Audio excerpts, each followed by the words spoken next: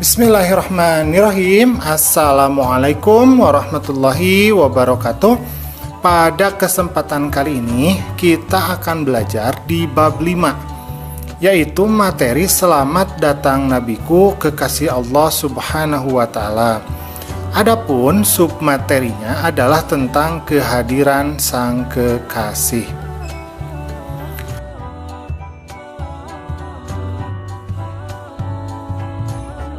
Nabi Muhammad itu dilahirkan yaitu pada hari Senin, tepatnya yaitu tanggal 12 Rabiul Awal. Ini bertepatan dengan tanggal 20 April 571 Masehi.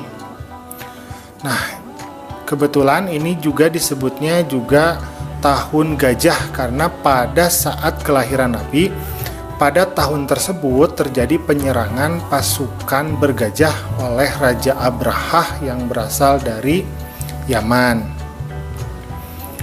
Nabi Muhammad ini dilahirkan sudah dalam keadaan yatim. Ayah beliau yang namanya Abdullah bin Abdul Muthalib ini wafat saat Nabi Muhammad itu masih berusia 6 bulan di dalam kandungan ibunya yang bernama Siti Aminah.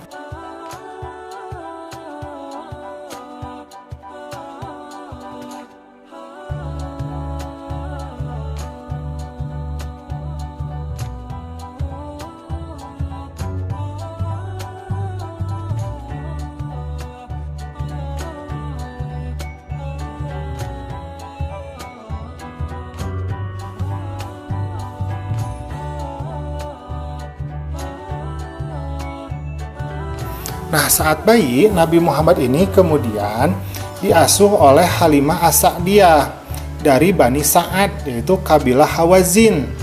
Nah, di perkampungan Bani Sa'ad inilah maka Nabi diasuh dan dibesarkan sampai usia 5 tahun, ya kurang lebih 5 tahun. Nah, kenapa diberikan kepada Halimah untuk diasuh? Karena itu memang merupakan adat dan tradisi bangsa Arab pada waktu itu, agar anak-anak itu dibesarkan dengan keluhuran etika dan bahasa serta adab yang masih terpelihara di kampung-kampung di Arab itu, ya. Jadi diasingkan dulu dari kota ke kampung-kampung di Arab itu agar bahasanya itu sudah bagus nanti kalau sudah dibawa oleh orang tua yang aslinya. Saat Nabi Muhammad memasuki usianya di 6 tahun, nah ini ibunya wafat saat sedang melaksanakan perjalanan menuju kota Madinah. Ibu beliau wafatnya itu tepatnya adalah di desa Abwa. Nah, setelah itu maka beliau pun kemudian diasuh oleh kakeknya yang bernama Abdul Muthalib. Kakek beliau ini adalah seorang pemuka Quraisy yang sangat disegani. Nabi Muhammad oleh kakeknya ini mendapatkan kasih sayang dan perhatian yang sangat besar. Tetapi sangat disayangkan, hanya 2 tahun Nabi Muhammad diasuh kakeknya ini, ternyata Abdul Muthalib pun meninggal saat Nabi masih berusia 8 tahun. Maka setelah itu, Nabi Muhammad kemudian diasuh oleh pamannya yang bernama Abu Thalib sampai beliau menginjak usia remaja.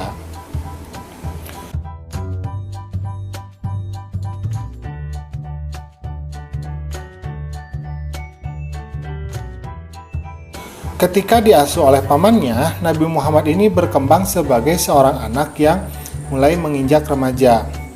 Nah, disitulah Nabi Muhammad itu diperkenalkan oleh pamannya bagaimana cara untuk menjalani hidup. Nabi Muhammad diberikan kesempatan untuk mulai melakukan pekerjaan kecil-kecilan sebagai seorang penggembala domba bagi penduduk kota Mekah. Nah, usianya pada saat itu yaitu baru 10 tahun. Nah, ini dilakukan agar beliau itu secara mandiri dapat menghidupi dirinya sendiri.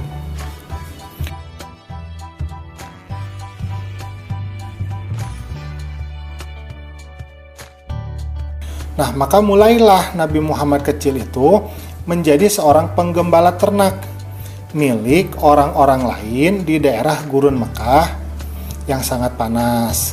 Beliau makan, minum, ya, dari apa yang ditemukannya di sana, mungkin berupa tumbuhan liar yang terdapat di gurun. Nah, di gurun pasir itulah Nabi Muhammad itu dapat menghayati tentang arti kehidupan, tentang kesulitan hidup, kesendirian, dan tanggung jawab, sehingga ini menjadikannya lebih matang dibandingkan usia anak-anak pada umumnya.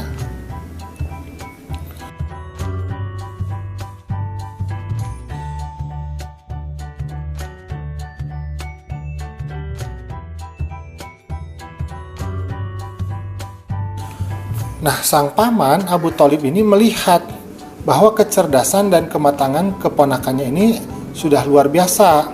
Maka pada usia 12 tahun, kemudian Nabi Muhammad ini diperkenalkan oleh beliau kepada ilmu perniagaan atau ilmu perdagangan. Nabi Muhammad yang kala itu baru memasuki usia remaja, ini diikut sertakan dalam pengelolaan ekonomi pamannya. Nah, beliau dibawa untuk berjualan barang dagangan yang diambil dari majikannya Abu Thalib, yaitu namanya Siti Khadijah. Nah, hampir 3 tahun Nabi Muhammad ini mengikuti pamannya untuk menjual barang dagangannya. Ketika kafilah dagang mereka sampai di kota Basra, yaitu di wilayah Syria, nah tiba-tiba ada seorang pendeta yang terkenal di masa itu, namanya adalah Buhairoh. Nah, Buhairoh ini kemudian menghampiri Abu Thalib, kemudian mengatakan,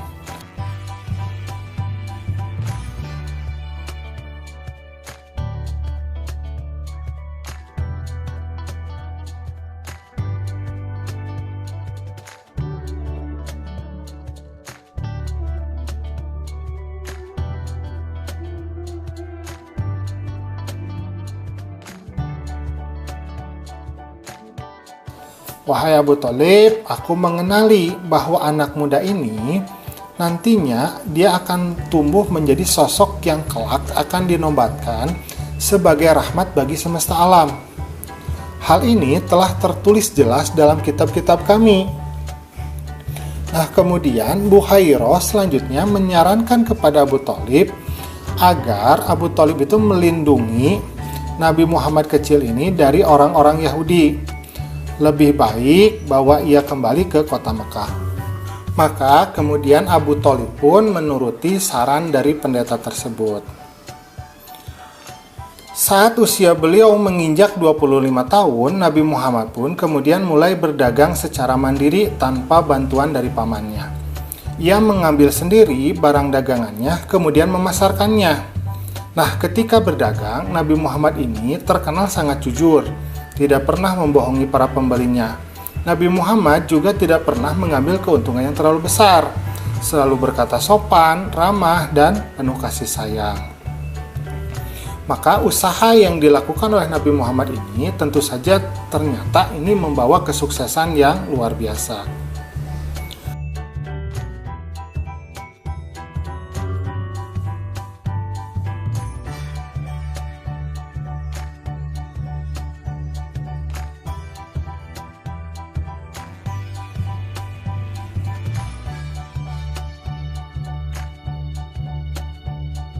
Jadi, keberhasilan usaha dagang Nabi Muhammad itu lebih karena disebabkan oleh akhlak atau pribadi mulia. Ya. Jadi apa saja pribadi yang mulia yang dimiliki oleh Nabi Muhammad?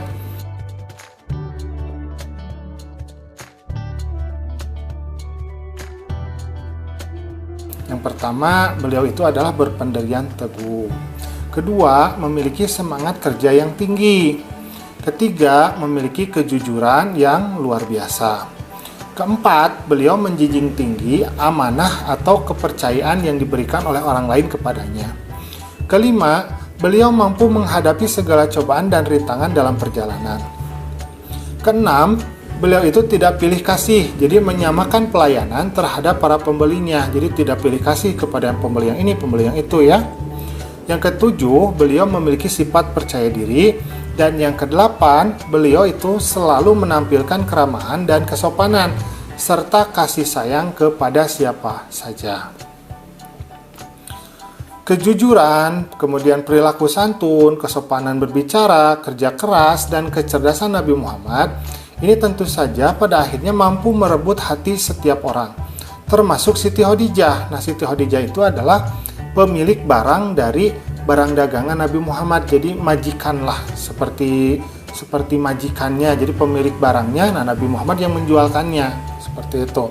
Nah, kemudian pertama-tama maka Siti Khadijah ini kemudian meminta Nabi Muhammad untuk memasarkan barang dagangannya ke Syria. Nah, ternyata hasilnya luar biasa. Nah, karena itulah maka muncul rasa di dalam diri Siti Khadijah dan menjadi tertarik kepada Nabi Muhammad, dan akhirnya mereka pun kemudian menikah, ya. Nah, Siti Khadijah dengan Nabi Muhammad ini kemudian dikaruniai 7 orang anak, yaitu nama anak-anaknya ya, namanya adalah Ibrahim, Qasim, kemudian Abdullah, Zainab, Ruqayyah, Ummi Kulthum, kemudian yang terakhir adalah Fatimah. Ya, jadi itu adalah perjalanan hidup Nabi Muhammad sebelum beliau diangkat menjadi nabi. Alhamdulillah, pembelajaran kita hari ini sudah selesai. Nah, itulah kisah perjalanan Nabi Muhammad sebelum beliau diangkat menjadi seorang nabi. Jadi beliau adalah seorang yang penuh tekad dan penuh dengan kerja keras, ya. Assalamualaikum.